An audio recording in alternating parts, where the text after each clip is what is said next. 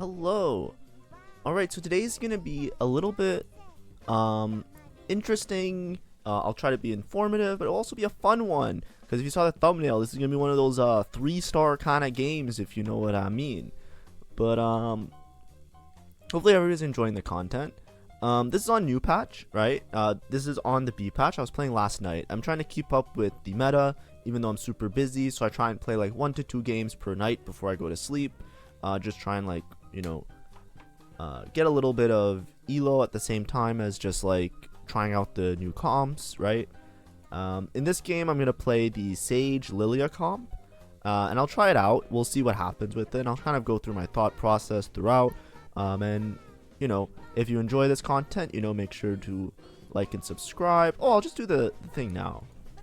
Thank you for all the support. If you haven't subscribed, make sure to subscribe. We're going to have an RP giveaway at 500 subs. We just finished our previous giveaway, so make sure to subscribe if you want to be entered in that. And follow the instructions when we get close to our goal. Thank you. Alright, and now we got that out of the way. I forget what the galaxy was here. Mission. Golden Prelude. Okay, so just Golden Prelude, right? Oh, I need my inking app. 1 second.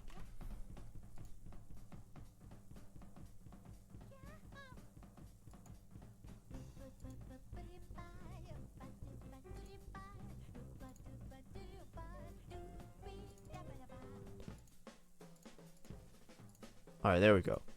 So, in terms of like this Lilia Sage comp, I've heard a lot of different things about it. There's a couple tips and tricks I can give you guys. Just to like give you a little bit of an understanding of what we're kind of going for here. But basically, Lilia got buffed a lot. It didn't seem like a lot of buffs. It was like just making her shots a little bit less random and like how they hit. And I think now she just like does insane amounts of damage. And there's a lot of comps that kind of opened up because of that. As well as the mythic changes. Mythic changes are probably the really big ones as well. I think when Lilia gets her mythic buff going, she goes kind of nuts as well. But Lilia is really stable. They even nerfed her a little bit. Like, they nerfed like I think small orb damage recently, like in the B patch. So be prepared if you played Lilia before. She might be slightly different. Here for augment choice. So Jeweled Lotus is like a generally good combat, right? But I think it's a little bit early because Jeweled Lotus, I've looked in the stats, and some comps, sometimes they just don't like Jeweled Lotus that much. I typically would take a Jeweled Lotus. The reason I'm leaning towards the Sage emblem. So if you see the Sage emblem, it gives me a Diana and a Zyra, right? So I already have a Storyweaver opening in that I have a Garen and a Riven. So what this does is it gives me Sage Storyweaver opener with the Diana to play. It's actually a very strong opener. As you can see here, these are all 1-star units. And I don't even have a 2-star Garen. But it's just so much tempo, right? Because if you look at this setup is just very strong. AP with the Zyra. Zyra pumps out damage. She got buffed so many times. Garen, I have a Spark to slam, so that's perfect, right? Spark with the AP Kale. The Kale actually does a lot of damage as well, right? It's almost like having an extra backline unit with this type of setup. And as you can look here, this guy has an upgrade. He has a Yorick 2 with a Heavenly emblem and Behemoth and a Heavenly setup. And it's not even close. He barely kills a single unit, right? If he even does that, right? Some of these emblems, like Sage, I also really like Dragonlord emblem for that reason. I usually don't take emblems. I say this a lot. I said it in a previous video where I took Sage emblem and Dragonlord emblem. The only emblems I really like generally take are ones that are super flexible, right? So Sage, there's many different lines you can play. You can play pretty much any line with it that has Sage. Dragonlord, the same thing. You can kind of tech it in late game. They're very late game oriented spats, so they don't lose their value, I find. But also they're not very forcing, right? As you can see, I took a Sage emblem, but I'm playing like a Storyweaver opening. I can even play like towards Dragonlord Invokers. I can play like Dragonlord Duelists, right? Like there's lots of things you can play with these emblems. But the main thing, like, it doesn't really matter that. It doesn't matter how strong the emblem is. It doesn't matter if it was like a sniper emblem and I'm playing 6 sniper and it's like super meta now and like some really strong shit. It's that it gives me this Diana. This Diana is such a good tank early game, and the Zyra is such a good damage dealer early game, right? It's the same with like the Dragonlord emblem. Dragonlord emblem gives you a Diana and a Janna, right? And it gives you 3 Dragonlord off rip. 3 Sage, I have a bunch of AP on my backline. It's almost like 3 Sage is as if the backline pretty much has a Rabadons, right? More or less, right? It's a lot of extra stats and resources that even without upgrades, it can put you in a really strong spot to streak most of the stage, right? Here, Morgana appears. Don't want to upgrade my 2 cost. Don't want to go. I just take the 7 gold, right? I don't really care about upgrades right now. I am pretty rich. I think there was like a gift, like there was some gold drop, right? Everybody's decently rich. I'm seeing that there's a couple people that are somewhat strong, and I can't tell if I'll beat them. I'm pretty comfortable with this setup. If I scout out, I know that if I put a Janna in here, like this setup, even as 1 stars, I'm pretty sure I can beat almost any board. I've beaten faded boards with this type of setup before. I generally really like, maybe I overvalue it a little bit. Like maybe if they have upgrades, I don't win. But like I was going up against possibly this board, and like, you know, they might slam items. And I was thinking like, okay, faded, do I win without the extra Janna? It's like, I don't know for sure. So I sacrificed 1 gold. I would recommend, if you are starting TFT, or if you're not like really like up there, or you're learning, or even if you are really good, maybe this is probably the wrong play most of the time, right? The gold here that I spend to level, you really want to be making 20.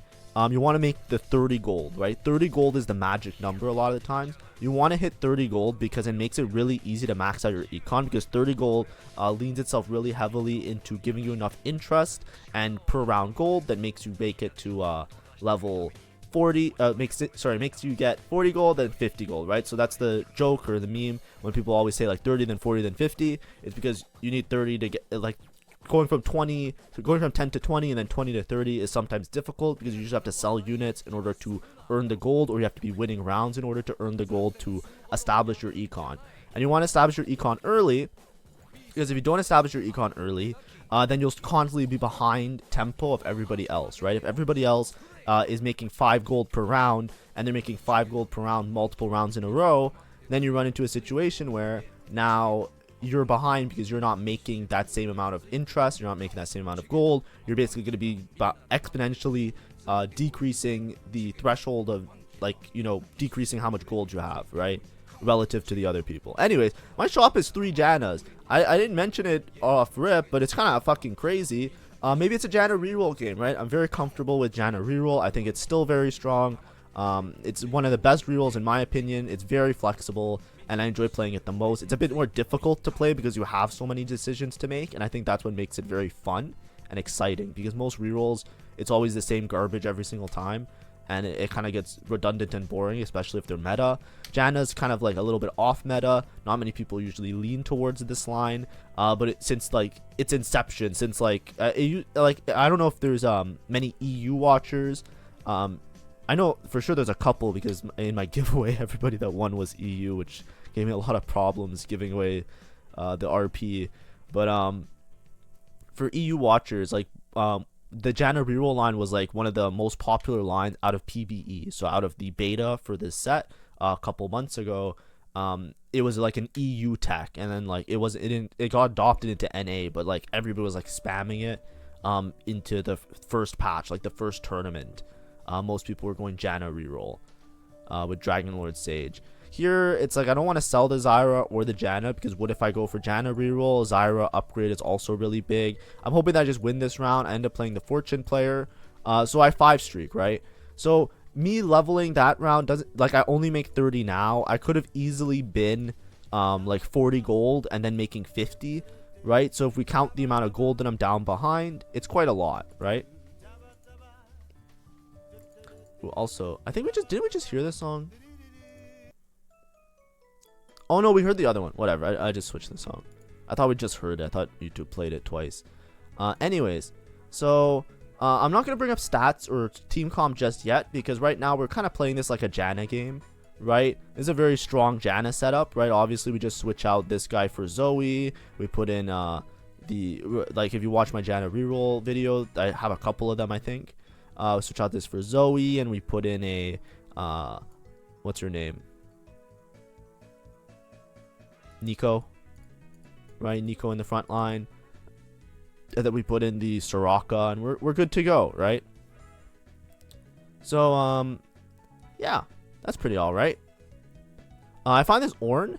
Ornn's pretty good. Like, I know they nerfed him a little bit, obviously, because, like, Ornn was overpowered, like, really fucking strong.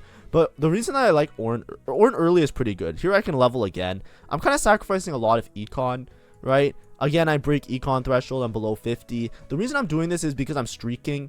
I have a lot of confidence in this board being able to, like, you know, streak me to like 7. You know, I can make up my gold in winning, right? That's my logic here. I'm level 6, 47. It's not even that far behind tempo, right? This guy's level 550, right? I'm around the same. I'm almost level 650.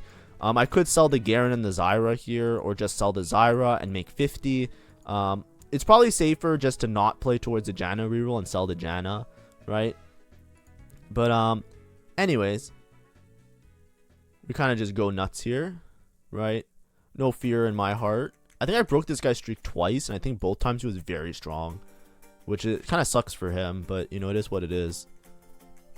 In terms of augments, I like Silver Veil just because the problem with Best Friends is that if I end up playing Janna, a lot of my units get clumped, right? And then I can't get this KL value on my backline, which matters quite a bit. It's not Recon Bob, even though I have an Ornn in.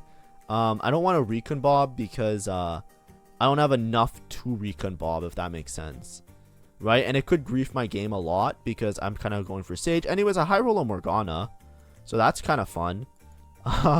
I'm 4 Sage. It's better than the Ornn right now, but I'm gonna be level 650. I think Best Friends is a little bit better, and I think Recon Bob, there's an argument for it. The problem is like, what am I Recon Bobbing, right? I didn't have much on my bench, so I would basically just get 1 4 cost and 1 5 cost, and it's like I can miss really easily on both of these, and I already have dedicated Sage Emblem, so I don't want to like mess up my board, right, so to speak, because I would basically lose the Diana, and I would lose probably like the Janna, right?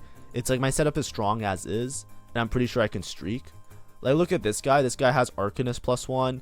He took the duplicators and used one of them to try and tempo, right? So, or sorry, he didn't use one. I'm sorry, I misspoke. I misspoke. It's the silver one. Never mind.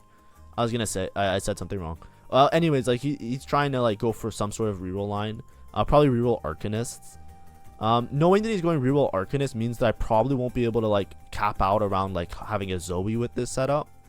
As per usual, this is how you should always play your early boards, right? You should always, if you're going level 8, if you're playing towards any emblem, right? I have a board that works really well with Sage Emblem, right? This doesn't look like a Lilia game, does it? Is this a Lilia game? Maybe not. We don't know for sure because you don't know those things until a lot later, right? For me at least, I'm not considering Lilia heavily right now. I'm more considering Janna reroll from this spot. The problem is that I have this dumb my items, like I have these dumb items that I can't like fit together really well. It's probably always Jeweled Gauntlet. The only reason I'm not slamming is because everybody that I'm playing is piss weak and I'm just beating them. It was probably a little bit risky against the Arcanist guy, but Jeweled Gauntlet is pretty good on Lilia. It's also okay on Janna. It's not the greatest. It's just really bad on Morgana. So in my head I'm like, you know, probably don't want to put that on Morgana. Anyways, I'm last pick, so there ain't no way I'm getting any of these units. I think this guy goes straight for Lilia. Yeah, boom, just instantly gone. So that's going to be a contested line, surely.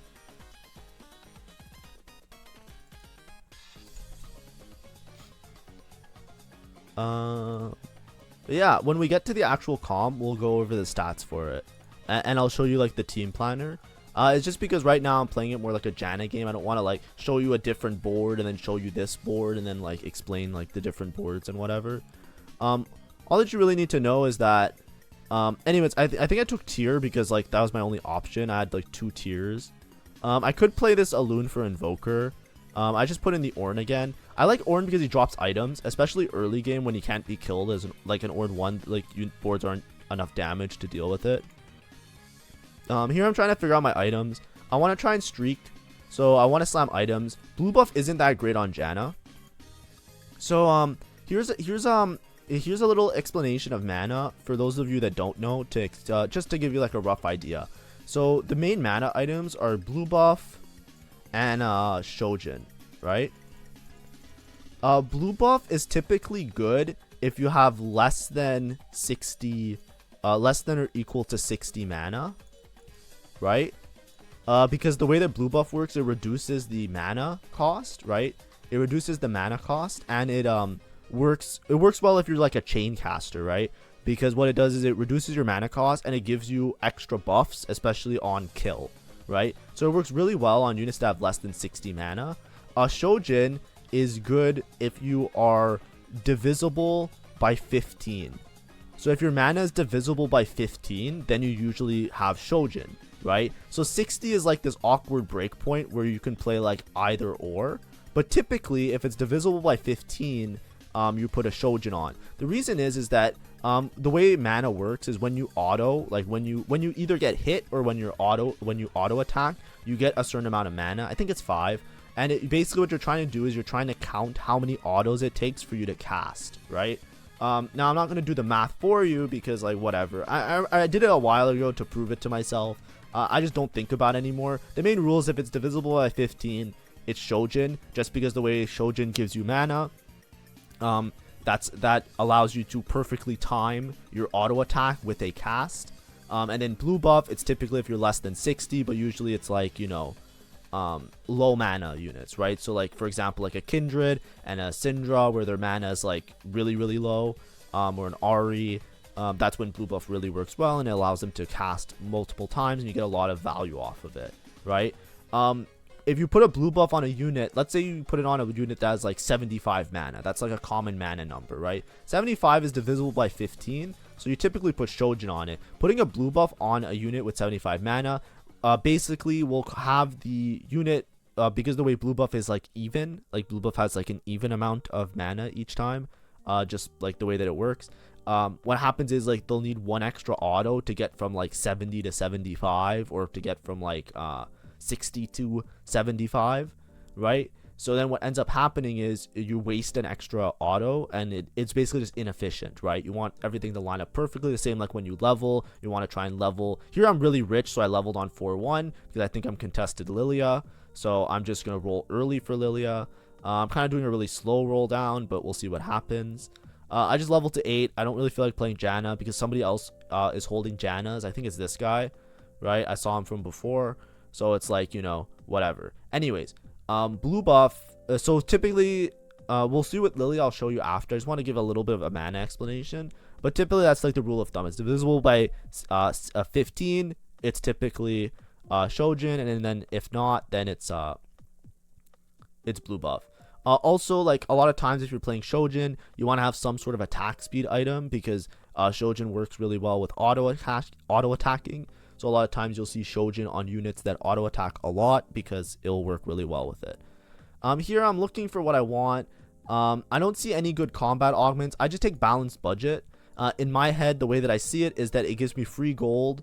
9 gold per round will basically be 9 gold each of these rounds. I can basically roll my gold and reestablish my econ and then still be in a good spot. I rolled down like 30 or 40 gold, 30 gold or so. I have not seen a single what's it called, Lilia yet, so this is kind of troubling. I also haven't found any Morganas. This roll down is horrendous, as you can see. Like I'm going really slow because I'm trying to think, like I'm panicking, not really like strictly panicking, but I'm like kind of panicking. I'm like, okay, I was like, I'm 100 HP. I had like all the good shit, and like I didn't hit anything, right? Like I'm panicking.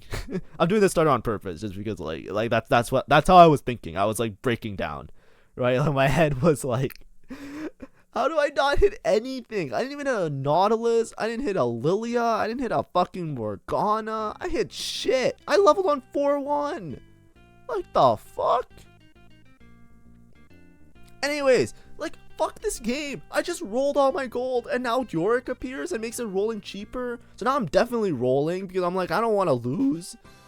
And there's a bunch of rerollers in the lobby. Can I talk about these fucking augments, by the way? Okay, small break. Let's pause this. Small break.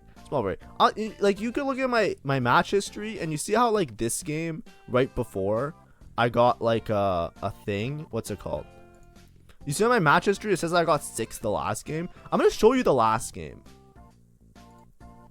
This is a small interlude. You can come back in like 30 seconds. Like, skip 30 seconds of the video if you don't want to see this. This was the last game that I fucking failed in. I took built diff because I just wanted to try it out. I know it's pretty bad. What the fuck is this? Did they remove this piece of shit from the game? Kha'Zix causes EXP to cost 3 gold instead of 4 this game? They said they removed it. Is this some special use case? Is like, what the fuck? Kha'Zix could appear still if it's like on a carousel round? I wasn't expecting this. I just rolled all my gold. Like, I was in a good spot to go 4th. And then like all of a sudden it's guaranteed bot 4 because everybody's just gonna fucking level. Anyways. Like, fuck the game sometimes. Like, what are these encounters? Some of these encounters, like that actually shouldn't be there. Anyways. Okay, we're back. Okay, spoiler. So I roll down my gold here. Your cost the reroll to cost 1 less. I find a Lilia. So now I'm pivoting into this Lilia board, right? I'm trying to fit in Mythic, which I don't have yet because I need a Nautilus, right? I have a lot of HP to work with, so I'm trying not to roll far below 20 gold each round. I usually want to roll till 30. I do have balanced budget, so I'm pretty rich, and I'm just working on trying to hit my board. As you can see, this guy just has a Lilia board. He hit 2 Lilias plus 1, but he sold it to make Econ, so that's good for me. So he found like 4 Lilias. I rolled down like, you know, how much gold by now? It's at least 50 gold, right? Because it was like 20 the first round, and then it was like another 10, and now it's definitely 20 this round, right?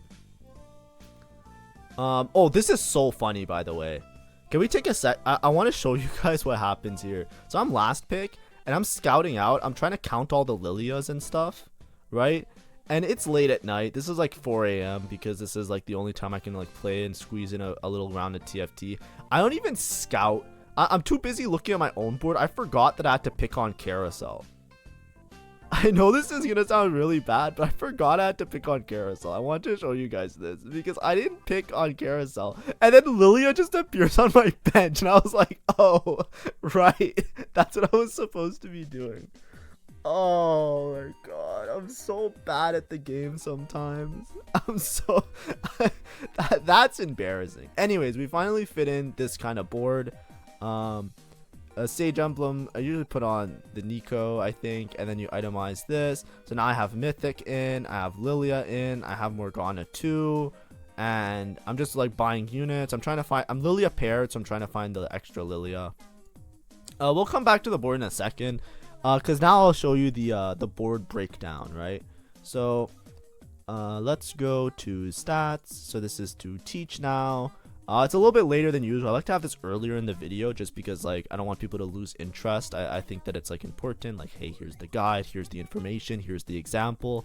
And it just took a while to actually like hit the Lilia board, so I didn't want to like pivot back and forth so much.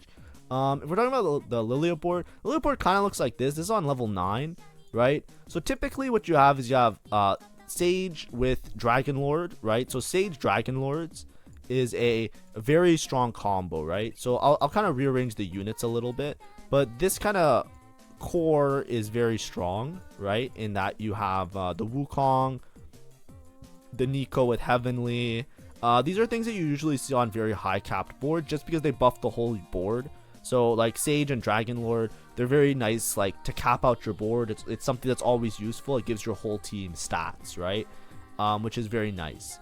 What you're playing here is you're playing Sage, which gives a bunch of AP to your back line. So you're kind of stacking Sage, which works really nicely. The front line gets a little bit of Omnivamp, which is really important on units like Diana, as well as Nico. It just allows them to live longer, as well as Wukong and Rakan. They all like Omnivamp really well. And then in terms of all the other stats, it just kind of works out really nicely. You get Arcanist, which gives some more AP, Ghostly, which helps buff your damage, Heavenly, which gives attack speed if you have the Wukong in, Invoker, which works with Lilia nicely, and gives your whole team mana to cast, and then Warden just to synergize. Typically, you itemize Nautilus here. Your board isn't very tanky, right? Your front line is not very tanky, unless you go for like Alawi 3, which is very rare. But typically you're itemizing Nautilus in this case. Nautilus isn't the best tank, but it's a great utility tank, so you might want to put like some mana items on it. So for example, it's not necessary, but a lot of times you'll put something like Protector's Vow, which gives mana on hit, right? And then what's it called, Spark to give the shred. Lilia, I think Lilia in this case, what you want to build is Shojin, Rabadons, and like JG. You're just building for like max damage, right? A lot of the time with Lilia, because the way Lilia works is she throws like the first orb and then it explodes into smaller orbs, and you're just trying to one-shot shit, right? You just want shit to fucking die. And then Morgana, you put the Morello on because she does the good AoE spread. Now, in terms of positioning, this is actually really important if you've never seen or read anything about the comp. The way Lilia's orb explodes, like the way it launches and pops into the multiple orbs, it's actually really good to put Lilia towards the center of your board, right? The center of your board guarantees that when she hits the tank on the enemy side, it kind of explodes and gets the maximum amount of value. A lot of times if you put her on the edge, sometimes the small orbs, they hit either the same unit or they miss, or like you have problems with it, right? Obviously the reason you put your carries in the corners is because it's a lot safer, right? If you put her in the middle, if your frontline dies, then your Lilia will also die. So late game, you do want to put Lilia in the corner. So just note, if your board is strong enough that you're far enough ahead and you have a good frontline, you can put Lilia in the center. And if you have Lilia is not strong enough and you need to put her in the corner, you put her in the corner. Now, I just want to point this out because I was talking about mana items a little bit before. So Lilia is a weird case because Lilia is Invoker, right? So let's say we put 2-star Lilia here, right? We put 2-star Lilia, we go by Delta, right? As I do usually, we do put craftable items. And what do we see? We see Rabadons. Obviously, Rabadon's really good. Guard Breaker, it's usually like leftover items, really good at using those extra items. Archangels, right? We're trying to get those one-shot builds.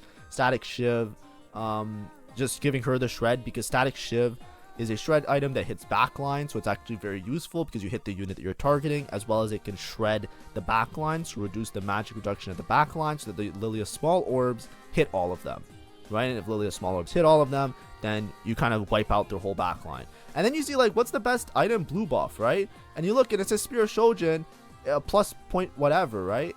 Now if we go here and you hover over Lilia, does it say how much mana she has?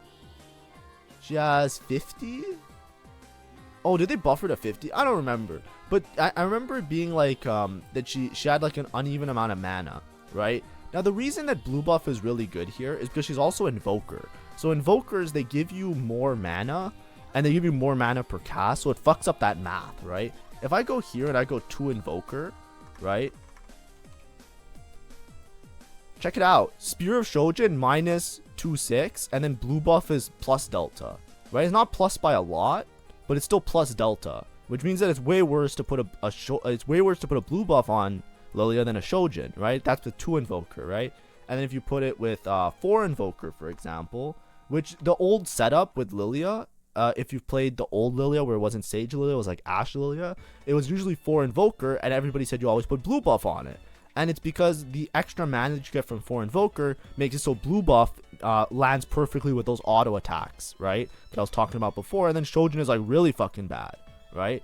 That's just the way that it works. It's just because she's Invoker. So typically if you're playing 2 Invoker, you want to put Shojin on Lilia. If you're playing 4 Invoker, you want to put blue buff on Lilia. So in this case, that's why it is Shojin. Now we can go back to my game and we can see that I did not do this. It's just because of like the way my items dropped and I was playing around tempo. I instead have Shojin on Lilia. So it's not the end of the world because it's not that bad. Blue buff is always good because it gives a lot of stats, right? It gives a lot better stats. I can also eventually level and just play 4 Invoker, right? It's not like that bad. Like I could pivot my board slightly because I do have an emblem that I'm just using. I also naturaled a Wukong at one point. Oh, I should show this round. That was an important round to show. So right here or so, I think. I leveled to 9. Yeah, I leveled to 9 one turn before here. Yeah. So right here, I was basically level 8, like 60. I leveled to 9 here and sacrificed my Econ again. The reason is that I have this Wukong, and Wukong fitting into this board right now is actually really strong. I have Morgana 2, Lilia 2. I have this random Annie 2. Right, if we go back to my board, right, so I just level here for Wukong because it's just a really big spike, right? I can get either 4 Sage in, or I can get 5 Sage in, right, if I swap out this Annie. The Annie's really important because I don't have any frontline, right? If we go back to my board, right, on level 8/9 with the video, 1 second, pop. If we go back to this board, right, besides, like, let's just take, like, this little core, right here. Like, let's just go on, like, level 8. Imagine level 8, you don't have either of these, right? This is, like, your level 8, right? It's only 7 units, but you don't have, like, the Recon, you don't have the, Wukong, right? There's actually a lot of different units you can play, right? You can easily fit in, like, a Lee Sin, you can fit in an Annie, you can fit in, let's go like this, you can fit in, like, a Tom Kench, right? Like there's basically, like, a lot of units that you're pretty flexible of playing in, right? Like, you can easily fit in a Lee Sin that synergizes with Dragon Lore and works as a frontline unit. You can fit in Annie that has Invoker, as well as just works as a frontline unit. Tom Kench, which is a frontline unit. But basically, at this point, the main thing that you really want is some extra frontline or some sort of, like, you know, extra stats, right? You can put in Soraka. Soraka will give some AP to, like, your entire board. You can put in the Zyra, right? So a lot of what I was playing up until this point, I had a Zyra in. Where's my Zyra? I have a Zyra in that gives you an extra Sage, right? But you basically have a lot of flexibility. What I would suggest is, like, if you need more frontline, like if these units aren't upgraded, I would scrap the Zyra, because the extra AP and Omnivam doesn't matter if you don't have a frontline. And I typically, like, what I end up doing is I just play Annie, right? I can play towards 4 Invoker, which I wanted to do because I put blue buff on Lilia. But it's just, like, strong in general. Any upgraded 4 cost is probably good. Like, even if you find, like, an Ornn 2, just fuck it, play the Ornn 2. If you find a Sylas 2, fuck it, play the Sylas, right? It's like anybody that works, because you're playing Sage, you're giving, like, a lot of Omnivam to your frontline anyway. So even the melee frontline units like Lee Sin and Kayn, you just want somebody in your frontline just to give you some stability, because like, you know, especially if you don't have upgrades to Alawi and Nautilus and Diana, like, these units are not very tanky, right? Even Nautilus as a primary being a tank is one of the lesser tanky tanks, right, so to speak. So typically, you're, like, in previous boards or in some other boards, you don't even itemize Nautilus until later. You're just kind of playing it for stun. So that's important just to note. You know, we're playing against 8 duelists. We have 5 Sage in. It's kind of like a flip-flop. I'm trying to decide if I play 5 Sage or not. I don't think 5 Sage, like, there's a point of diminishing returns on Sage, right, as well. So I think it's better just to play 4 Sage in a lot of cases. The main reason is that, like, I beat some boards that are, like, really, really strong. I'm just trying to, like, max damage, right? But the bigger problem is that, how do I phrase it? This dude, what's it called? Where is it? I'm trying to circle it. I don't have frontline, right? This dude's not upgraded. This dude's whatever. This dude's upgraded. This dude's not upgraded. Like, my only frontline is this Annie, right? That's why it's really important to just, like, understand, like, you know, I don't have a Rakan, but even a Rakan probably isn't better than this Annie, because this Annie is, like, my primary tank, right? Now, if I was lower HP, I would sell the Nautilus and put the items on the Annie. Because I am high HP, it's pretty much a guaranteed top 4 at this point, right? I'm scouting because if you look at how many Morganas I have, I'm actually very close to Morgana 3. What ended up happening was I was holding a couple Morganas, and let's go to, like, birds, right? If I go back to birds rounds, this is like 3 or 4 rounds ago, I'm holding, like, these extra 2 Morganas because I found them, and, you know, you never know, right? And then after birds, the birds dropped me another Morgana, so now I have, like, 3 Morganas. So I'm like, okay, yeah, we're cooking with gas, right? Now if we go to this round, we're around here. So as I was saying, I don't know why I can't find this Nautilus. I think only one other person has a Nautilus 2 on their board. So there's only, like, 3 gone, right? You saw that Nautilus over there on one board.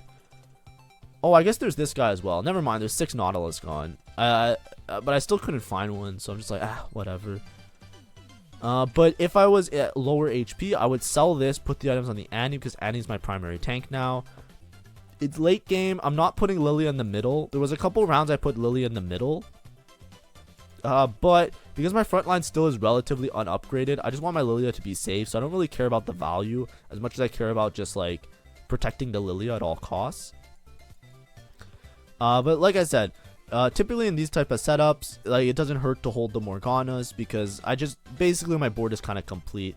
I might switch this out for like Recon and or play something else. I find another Morgana here. Now I'm going to be one off Morgana, so it's getting really spicy, right? It's getting like giga spicy. So we're kind of excited, or at least I am. I don't know if you guys are.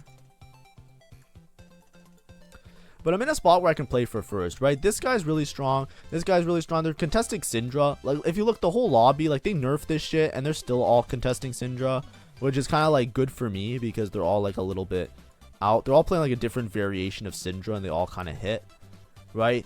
This Sniper Emblem on Syndra is some sauce, right? It actually works really well. I'm kind of hoping that my Lilia can kind of snipe the backline. The problem is this guy's not even pairing the Syndra with the Ahri. He's pairing the Syndra with the Frontline to make her sustain a little bit, which is a little bit annoying for me because it makes it that I can't one-shot it very easily. So he's actually pretty smart. Good player. And then he's holding up on a bunch of ashes as well. So I just gotta watch out. If I see an ash, I gotta hold on to it. I'm not really in a spot to deny because I'm the one that's kind of like griefing the lobby because I'm holding all these Morganas. So I'm making it easier for that guy to hit Ash, but I'm hoping that in compensation I also hit Morgana. But yeah, I'm like one off, which is great for me. But as you can see, my board's really strong. I'm probably guaranteed top 4, right? I don't think I lose. Like, this guy's probably the strongest in the lobby, right? But I can definitely outcap him, right? If you saw, that fight was relatively close, and I have 3 items on a Nautilus 1. Right, I'm still hoping that I hit this Nautilus 2, but in the worst case, you know, we'll see. I'm holding on to Zyra as well because maybe I just play Zyra over somebody at one point. Anyways, I roll, I hit Morgana 3. Yippee! It's a first. Well, we don't know for sure yet. This guy might hit more Ash 3, but we'll see. But my board isn't even close to cap still. I take Gunblade here. I know this sounds really, really stupid, but sometimes, like, I've had a 3-star unit before and they just die sometimes. So I just put the Gunblade on the Morgana. It's not like Morgana's best item, but in my head I was like, yeah, like besides like the other things, I don't really care about more AP. I just want to make sure that she doesn't randomly just get like stunned and killed by somebody. Because like sometimes that happens, and I have so much AP from Sage already that it's like, yeah, I'm pretty sure Morgana's gonna be good. The Gunblade also, because the Morgana does a bunch of damage, also helps my frontline be a little bit tankier, and my frontline is my main problem in this comp, right? Typically you have a Nautilus, like typically the Lilia is the harder thing to hit, and the Morgana is a little bit harder to hit. But like I really did not hit any Nautilus, and that's why it's really important, right? Like I showed you that board, and as you can see, I'm playing an Annie on the board, right? It is pretty flexible. You have some extra wiggle room to play different units. I'm keeping this Wukong in just because I think the heavenly buffs are really nice. Like the extra HP helps out my front line a little bit. There's a Rakan here, but my board's kind of done. I'm not really going to switch in Rakan to get the extra Dragon Lord in because this Annie is pretty much my only tank. I'm once again still greeding because in my head I'm like, if I hit Nautilus, I'd rather have the Nautilus itemized. I'm considering selling it, but I know that I'm up against a duelist player and I don't think I beat that guy. And then there's the only thing I have to worry about is like Ash on Carousel or Ash that the other guy has. So I'm just like making sure that I don't miss an Ash. And that's pretty much my win con. Okay, I finally find Nautilus 2, so I'm good. I'm rolling really aggressively here because I basically want to, in my shop there was multiple forecasts, so I want to make sure that I sell. I will put those back in the pool because if you have units in your shop, then they're outside of the other person's pool. And I just want to make sure that that guy doesn't hit the Ash 3. Now I definitely high rolled into mine. He's one off now, so it's kind of scary. He's definitely 2 lives. I don't think I can one-shot him right here. So we just gotta hope that there's no Ash on the carousel, and then hopefully we can roll down better than him. The thing is, I'm not sure who wins in the Ash Morgana matchup because Morgana, it's really hard, but I might RNG hit the Ash with the Morgana. The problem is I probably, like, if you look at his front line, I think it's more clumped here, so Morgana's gonna cast on this unit, like on his Nautilus. See, like I'm casting in the front line, but like it's easier for my Morgana to hit the Ash than it is for the Ash to hit my Morgana. right? It's just a matter of like whose frontline dies first.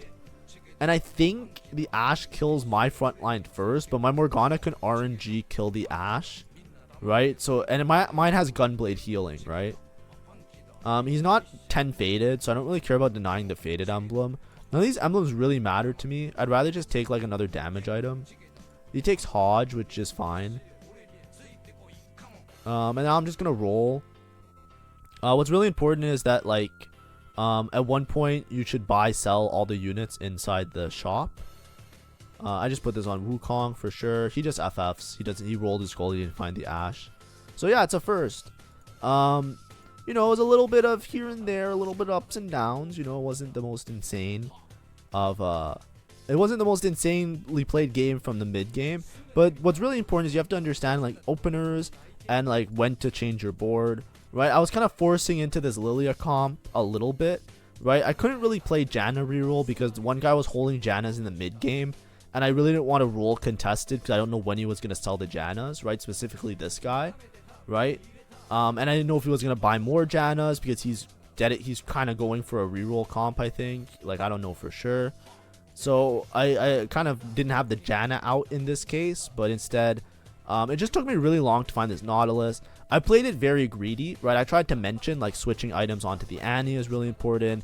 This blue buff is a little bit of bad value on the Lilia, so you know I could have played like a 4 Invoker line as well. I ended up just greeting and going 9 and playing Wukong and playing Annie because it just worked out that that was probably stronger, right?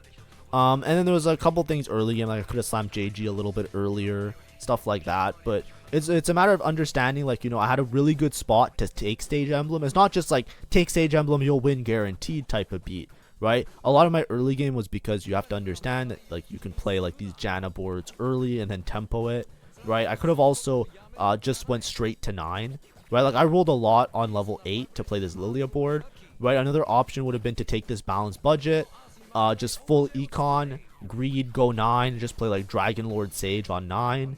But that's just really risky, so instead I just decided to like roll deep to try and find these Lilia, Morgana, and play this type of setup. But yeah, hopefully this was informative. Make sure to try it out. It's a really strong comp. I would be surprised if it wasn't contested. Lilia in general is just very strong. There's different Lilia boards that exist, so you know I'll try and go through them all when I get the chance. And thank you for the support, everybody. Anyways, see ya next time.